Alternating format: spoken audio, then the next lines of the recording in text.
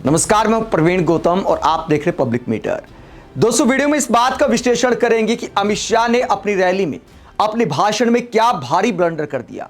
अगर राहुल गांधी ऐसी गलती कर देते तो मीडिया वाले, बीजेपी वाले पप्पू कहकर चिढ़ाते कि देखिए कितना बड़ा पप्पू है।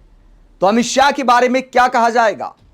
अमित शाह ने क्या ऐलान किया पश्चिम बंगाल की रैली में कि भयंकर मजाक बन गया है। और यह मजाक दिखाता है कि अमित शाह का भाषण लिखने वाली टीम को, रिसर्च करने वाली टीम को थोड़ा अपने काम पर ध्यान देने की जरूरत है, वरना ऐसे जग हंसाई हो जाती है जो अमित शाह के साथ हो रहा है। अमित शाह ने क्या ब्लंडर किया, उससे पहले आपको बताते हैं कि अमित शाह की एक रैली में भाषा का स्तर आप देखिए। उम्मीदवार के लिए और आम पब्लिक के लिए अमित शाह किस अंदाज में बात करते हैं। हालांकि संसद में ऐसे शब्दों का इस्तेमाल कर चुके हैं कि ये थोड़ा कम नजर आता है, लेकिन फिर भी देश के गृह मंत्री हैं तो क्या इस अंदाज में बोलना चाहिए। अपने उम्मीदवार को कैसे बुलाते हैं सामने जरा देखिए। मयूश्वर के हमारे प्रत्याशी दूध कुमार मंडल के लिए जोर से ताली बजाओ जरा। आगे आओ दूध कुमार जी, दूध कुमार जी आगे आइए, आगे आइए। आगे आओ दूध कुमार जी, दूध कुमार जी आगे आइए, आगे आइए। तो इस अंदाज में बोलते हैं कि दूध कुमार जी आगे आइए। मतलब अमित शाह जब इस अंदाज में बोलते हैं तो बड़ा अखरता है, मान सम्मान होता है उम्मीदवार का भी। हालांकि हो सकता है अमित शाह को यह आदत हो, क्योंकि कई बार अमित शाह के साथ ऐसा हो चुका है, लेकिन गलतियों से सीखना चाहिए। लेकिन क्या अमित शाह गलतियों से सीखते हैं? उम्मीदवार के बाद जब पब्लिक थोड़ा परेशान करती है तो क्या कहते हैं, जरा देखिए। अभी अभी एक भाषण में दीदी का सुन रहा था, भाई तुम बैठ जाओ, इसको बुलाओ जरा, बैठ जाओ भाई। अरे ये कौन है? बैठ जाओ ना, काहे को उछल रहे हो भाई? तो कहते बैठ जाओ, काहे को उछल रहे हो। तो देश के गृह मंत्री की क्या ऐसी भाषा होनी चाहिए, यह बहस का विषय बन जाता है सोशल मीडिया पर। हालांकि मीडिया अगर अमित शाह से सवाल पूछती भाषा को लेकर तो शायद लहजे में थोड़ा बदलाव आता, रैलियों से लेकर संसद में भाषा में थोड़ा सुधार होता, वरना किस तरह के शब्दों का इस्तेमाल इस बार संसद सत्र में कर दिया था। हंगामा बरप गया था, विपक्ष ने माफी की मांग की थी। उसके बाद स्पीकर साहब को बोला कि मेरे से अगर कुछ गलत निकल गया तो आप डिलीट कर दो, लेकिन माफी नहीं मांगी अमित शाह ने। पीएम मोदी के बाद सरकार के नंबर 2 के नेता हैं, तो ऐसी भाषा पर अमित शाह को थोड़ा ध्यान देना चाहिए। इसके बाद आप देखिए किन बातों को लेकर वोट मांगते हैं। 4 शादियों का मुद्दा उठाते हुए क्या कहते हैं, जरा सुनिए। भारतीय जनता पार्टी ने तय किया है कि हम कॉमन सिविल कोड को लगाएंगे, यूसीसी लगाएंगे। यूसीसी लगने के बाद ये कुछ लोग 4-4 शादियां करते हैं ना, करते हैं नहीं करते भाई? जरा बोलो दीदी, लोग करते हैं नहीं करते हैं? यूसीसी लगने के बाद इस सबकी 4 शादियां बंद हो जाएगी, बंद हो जाएगी। तो क्या इस तरह 4 शादियों के नाम पर राजनीति करनी चाहिए? और क्या यह वास्तविकता में है कि बड़े पैमाने पर 4 शादियां हो रही है, देश की बड़ी समस्या बन गया 4 शादी?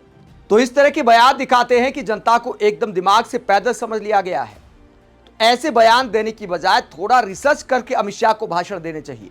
एक और रैली का भाषण मैं आपको सुनाता हूं, अमित शाह ने क्या बोला था जिसका टीएमसी ने मजाक बना दिया है। पहले जरा बयान सुनिए, अमित शाह ने क्या वादा किया पश्चिम बंगाल की एक और रैली में। बालूचरी साड़ियों में और पंचमुरा के कुंभकार के प्रोडक्ट में जीआई टैग लाकर बिचौलियों को समाप्त कर देंगे। तो अमित शाह वादा करते हैं कि अगर हमारी सरकार आई तो किस किस चीज को जीआई टैग दिया जाएगा। बालूचरी साड़ी और बांकुरा, पंचमुरा, टेराकोटा क्राफ्ट, इनको जीआई टैग दिया जाएगा। लेकिन ममता बनर्जी और टीएमसी ने मजाक बना दिया है कि क्या अमित शाह को सामान्य जानकारी नहीं है। क्या कहा टीएमसी ने इस पूरे मुद्दे पर? टीएमसी ने अमित शाह का मजाक उड़ाते हुए कहा कि ज्ञान कई सालों से अमित शाह के पीछे दौड़ रहा है, लेकिन वो हमेशा उससे तेज ही निकले। बांकुरा में एक रैली को संबोधित करते हुए उन्होंने बड़े गर्व के साथ घोषणा की कि बालूचरी साड़ी और बांकुरा, पंचमुरा, टेराकोटा क्राफ्ट को जीआई टैग दिया जाएगा। लेकिन माननीय गृह मंत्री जी, आप कई साल देर से आए हैं। श्रीमती ममता बनर्जी के प्रोत्साहन और प्रयासों की बदौलत बालूचरी साड़ी और पंचमुरा, टेराकोटा को काफी पहले ही जीआई टैग मिल चुका है।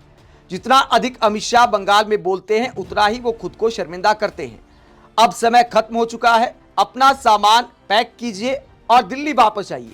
तो टीएमसी मजाक उड़ाती है कि पहले ही इन दोनों आइटम को जीआई टैग मिल चुका है। जीआई टैग होता क्या है? जीआई टैग एक ऐसा प्रमाण टैग होता है जो किसी खास जगह से जुड़े उत्पाद को दिया जाता है। इसका मतलब है कि वो उत्पाद अपनी गुणवत्ता, पहचान या विशेषता के लिए उसी क्षेत्र पर निर्भर होता है।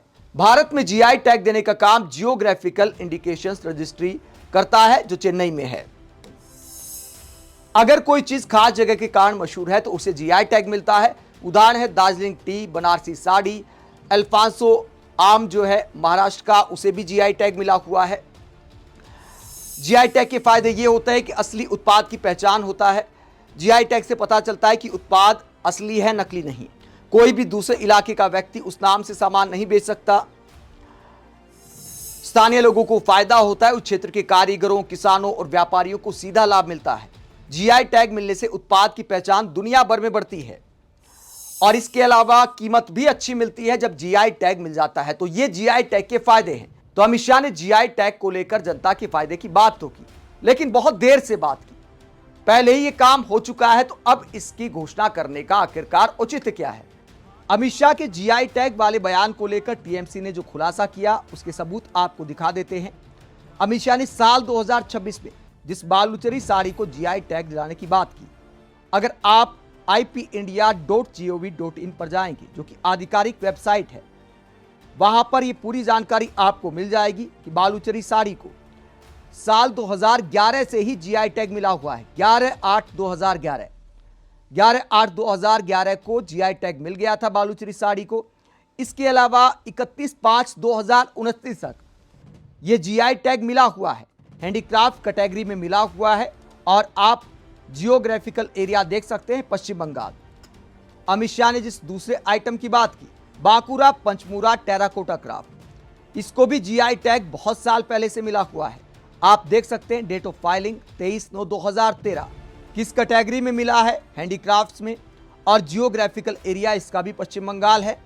और इसके अलावा डेट आप देख सकते हैं 28/3/2018, यानी करीब 8 साल पहले बांकुरा पंचमुरा टेराकोटा क्राफ्ट को भी जीआई टैग मिल चुका है। सर्टिफिकेट नंबर 306 है। अमित शाह को ये आंकड़े देखने चाहिए और सर्टिफिकेट डेट है 28/3/2018 और साल 2033 तक 22/9/2033 तक बांकुरा पंचमुरा टेराकोटा क्राफ्ट को भी जीआई टैग मिला हुआ है। यानी अमित शाह ने ये चुनावी वादा करने में बहुत देर कर दी। आप इस पूरे मुद्दे को लेकर क्या सोचते हैं? क्या अमित शाह का भाषण अच्छे से रिसर्च करके नहीं लिखना चाहिए?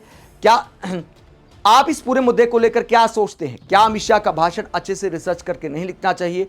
कमेंट बॉक्स पर अपनी राय जरूर दें। साथ ही चैनल को सब्सक्राइब भी करें। नमस्कार।